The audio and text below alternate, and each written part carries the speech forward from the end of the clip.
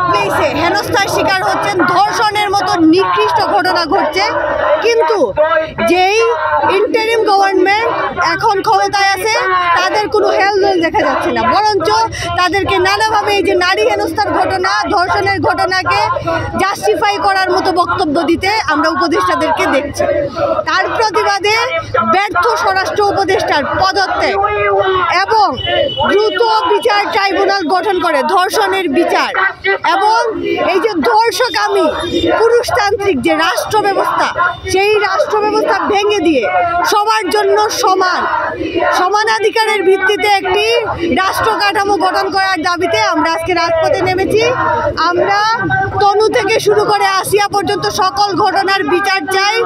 আমরা শুধু এই অন্তর্বর্তীকালীন সরকারের আমলে ঘটা ধর্ষণ কাণ্ড নয়, তারও আগে ঘটা যে ধর্ষণ কাণ্ড, অমীমাংসিত ধর্ষণ কাণ্ড, ক্যান্টনমেন্ট থেকে উদ্ধার হওয়া তনু, তারপরে মুনিয়া, বসুন্ধরা গ্রুপের হাতে নৃশংসভাবে হত্যাকাণ্ডের শিকার হওয়া মুনিয়া সহ বর্তমানে এই যে বেড়াতে গিয়ে বোনের শ্বশুর বাড়িতে বেড়াতে গিয়ে হত্যাকাণ্ডের শিকার হয়, হত্যা চেষ্টার শিকার হওয়া, ধর্ষণের শিকার হওয়া শিশু আসিয়া, সকল ঘটনার সুষ্ঠু এবং দ্রুত বিচার দাবি করছি এবং এই ধর্ষকামী রাষ্ট্র ব্যবস্থার অবসানের দাবিতে আমরা রাজপথে আমাদের অবস্থান অব্যাহত রাখছি।